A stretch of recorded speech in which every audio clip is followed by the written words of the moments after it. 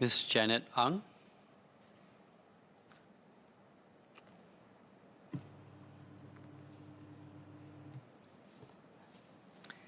Mr. Deputy Speaker, I stand in support of the motion put up by Honourable NMPs Dr. Tanya Swam, Mr. Abdul Samad, and Dr. Shahira Abdullah. Over the past few months, we have debated on Healthier SG and then the white paper on COVID-19 response. Minister Ong has also updated this House on the 3 strategic pillars of Singapore healthcare going forward: acute care, public health, and aged care. There were also several Forward SG dialogues giving birth to lots of ideas and initiatives. I applaud MOH and the whole of government for the comprehensive, holistic approach that is being taken, but we must all recognize that this is a marathon and not a sprint. There is a lot to be done and we'll need whole of Singapore to be committed to act together for a healthier Singapore, especially as we mature rather rapidly in age. Continued dialogue amongst all stakeholders is very important to listen, to clarify, to prioritize issues, and to collaborate on solutions as we move forward will be a key imperative. For this debate, I will focus my attention on what the community and the private sector can and ought to do to complement and supplement the whole of government's efforts to support our healthcare workforce and our healthcare strategic transformation initiatives. Inevitably, I will also have policy consideration questions and recommendations, which I hope the MOH and whole of government can consider to take on board. I have 5 topics for discussion. Firstly, respect and gratitude for our healthcare workers.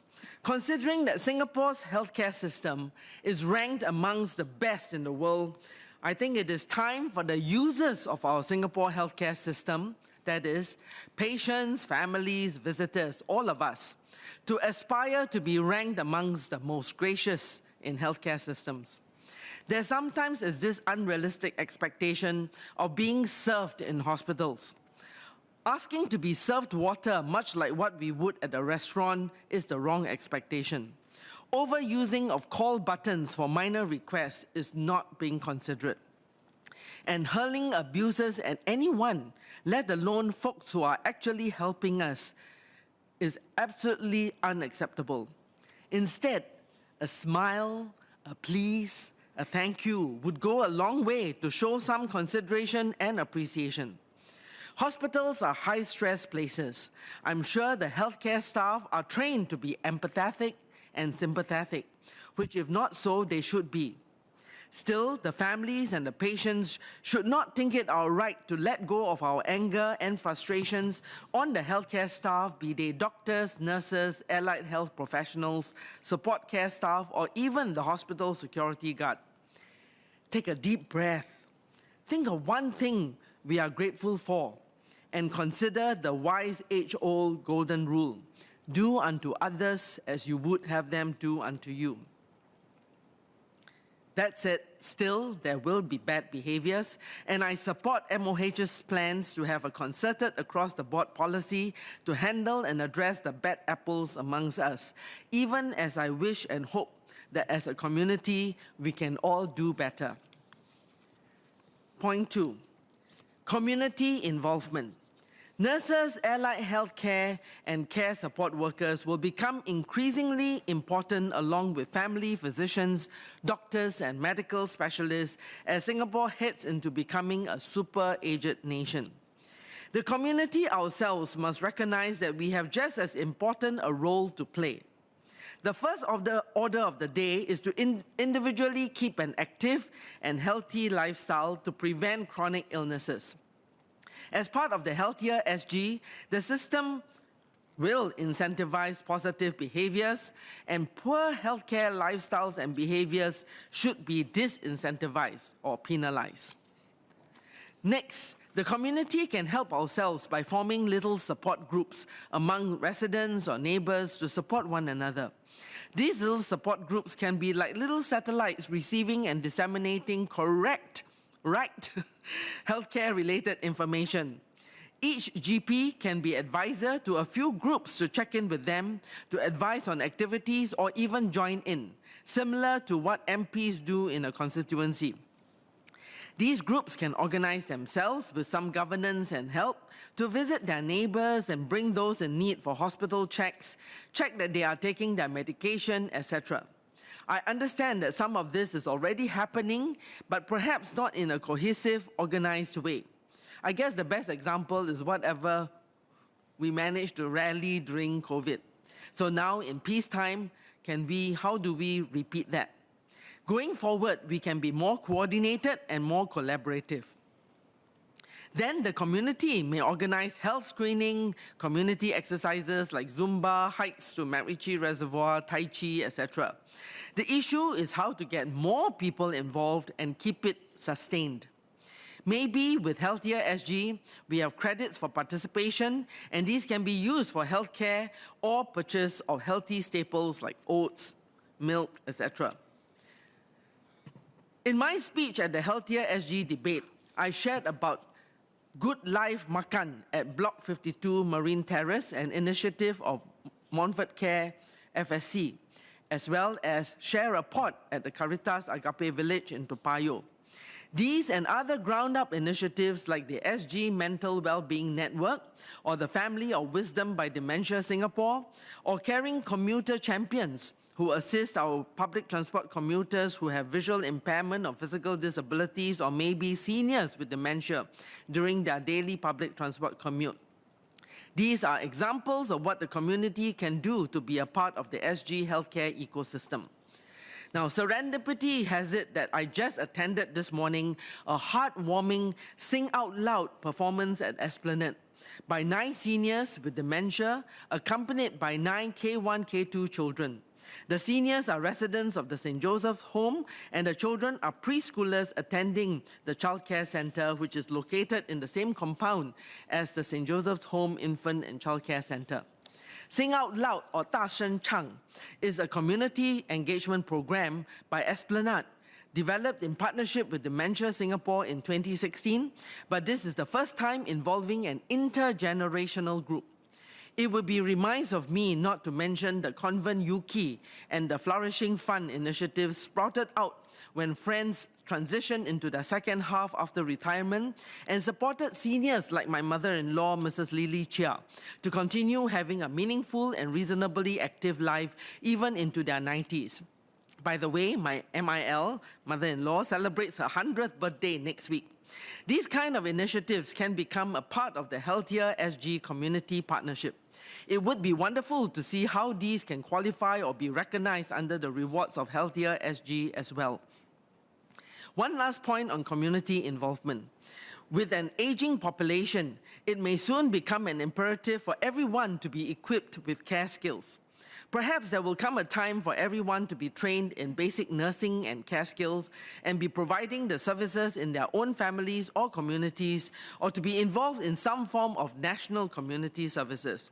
This could apply to young men as part of their NS and for young ladies as part of their pre-IHL community service training. This can also apply for retirees as well. It could be a voluntary basis or perhaps even considered as some form of paid gig work of sorts. My third point, shortage of nurses and allied health care workers. Minister Ong has shared often enough that the key challenge in our hospitals is to have sufficient nurses, allied health professionals, and support care staff to operate hospitals, clinics, and elder care centers. When there are insufficient nurses and allied healthcare workers, the in-service staff, including junior doctors, all have to take up the slack, resulting in everyone overworking, experiencing burnout, and mental wellness issues. In having to manage COVID response since 2020, our healthcare workers must likely added several years to their age. How is MOH addressing these issues? How can private sector help? What can community do to support? Some ideas include A. Broadening training and responsibilities for existing nurses, allied health professionals, and pharmacists so that they can take on crucial roles alongside doctors. This can help make these pertinent roles more attractive to Singaporeans. A lot, I know, is already being done by MOH in this aspect, but more still yet to be done. B, nurses' pay is also being reviewed and implemented, which is great. And my point is that we have to align to pay for skills. C, when it comes to compensation, more is always welcome. That said, from the conversations I've had, what carries more weight when choosing nursing and allied health as careers is not exactly money. Please pay them enough. But if they want to make lots of money, they will go and become investment bankers, etc. But what is important is being in a role that is respected and appreciated, having more flexibility so that work-life balance can be better achieved, and having the opportunity for career progression and personal growth, perhaps being able to say that living a life with a purpose. C, the community can help by changing our mindset when it comes to perceiving and treating service staff. Our nurses and allied healthcare professionals should be treated with every dignity, respect, and gratitude. So designing HR policies that offer opportunities for them to choose pathways to progress in their career toward further certifications and even degree qualifications.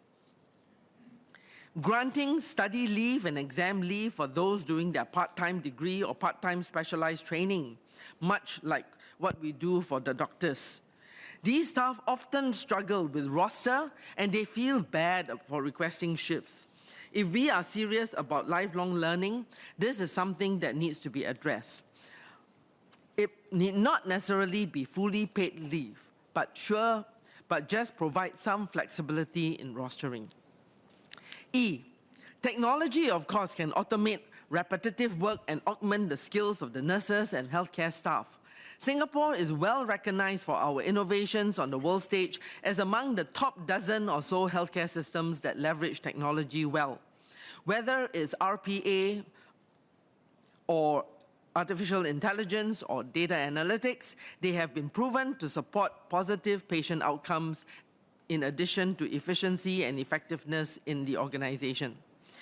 Mindset change and ease of adoption are key challenges that need to be done.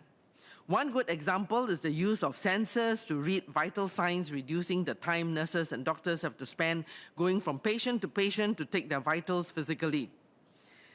That's one example. I've got plenty to give, but in short of time, I'll just go straight to the point. Jobs that are well assisted and enhanced with technology are more attractive, especially for the younger generation.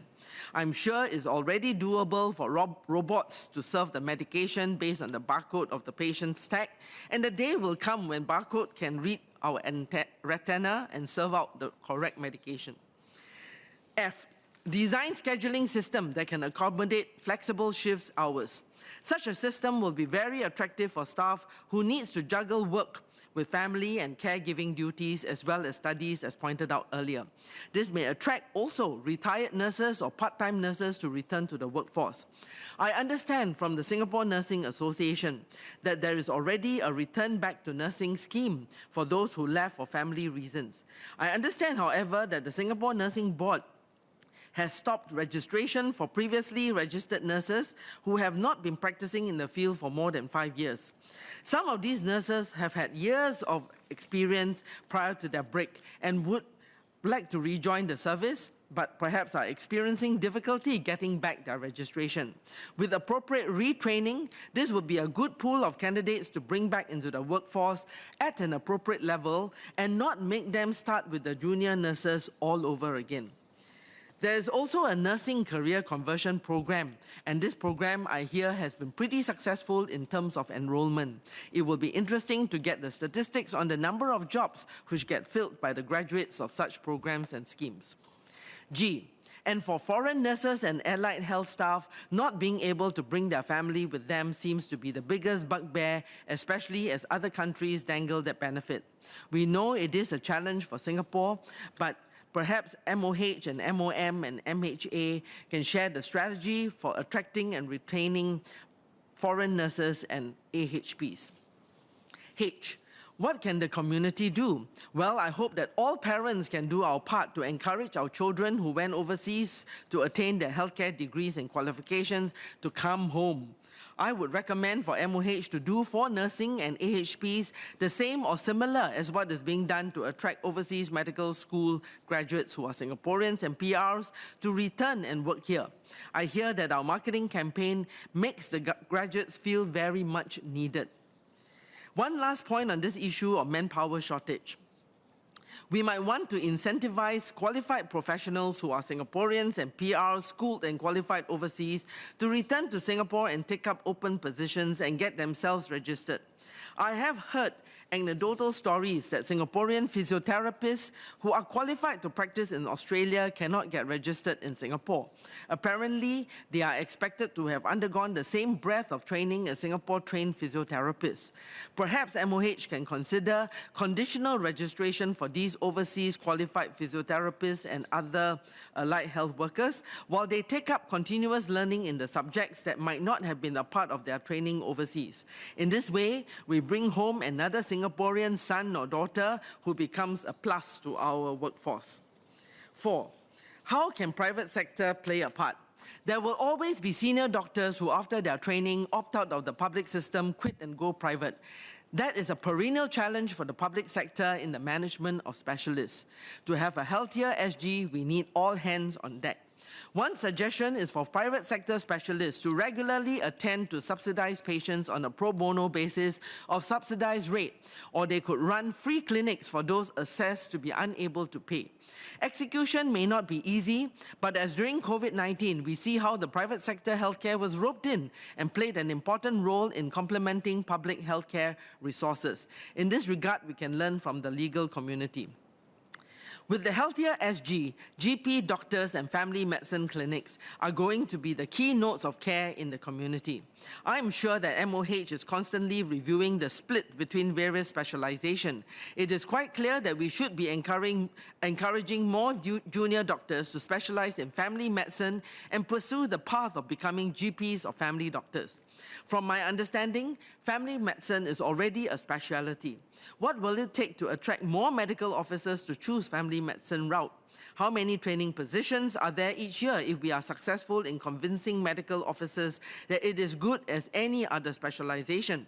Private sector GPs and clinics must step up to offer specialization traineeships for our junior doctors, and we probably need to look into pay gaps amongst these specialties.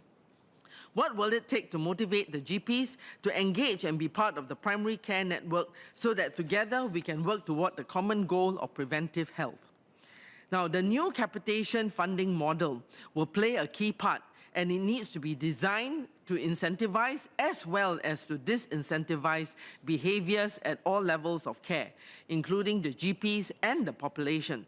Prevention and going upstream has been proven to be the best way to improve clinical outcome. For example, at Intermountain, they incentivize the primary care network to keep people out of hospitals as much as possible. For their diabetic population, they invested additional 4% of budget in this group and achieved a decrease in hospital admits by 22% and a decrease of 21% for other avoidable visits and admissions, resulting in overall improvement of value of care and reducing overall costs over time. In Singapore, we should perhaps look to modeling something similar. Now, one of the issues that I hear often is that GPs are not set up to handle and cope with the increased administration and IT workload. It might be worth considering for MOH to set up a standardized platform or for an agency or a private sector to provide the administrative services required to be done at scale. It is important that the GPs step forward and engage themselves in the redesign of work processes and incentives that will help make healthier SG implementation efficient, effective, and most importantly, deliver on its intended purpose. The GPs need to lean in to help themselves and to help reinvent primary care for our Singapore healthcare ecosystem. Help technology to help our medical teams. Number 5. Home medical care. For a sustainable healthcare system, home medical care must play a key part in the continuum of care. A doctor friend shared that there was a scheme at one time, which has since been pulled back, where post-delivery patients could go home because there were nurses visiting the baby and mom for 3 days after discharge. This would be the kind of domiciliary services needed as we transition to a right care at the right time, at the right setting, often at home. Ms. Ang, yes. You're at 19 minutes, 40 seconds. Okay, you're taking my minutes. Sorry, okay. Who will be responsible for recruiting, training, and managing all of them? And perhaps some form of Uberized certified healthcare professionals who schedule their own rosters maybe and probably work the beat in their own neighborhood could be the best. As I conclude, I cannot help but worry about our collective ability to transform at this pace. To rush too much risks the effort being channeled to the superficial, resulting in us getting the form and losing the substance. Change is never going to be easy. Now, we are blessed to have a healthcare system that is amongst the best in the world.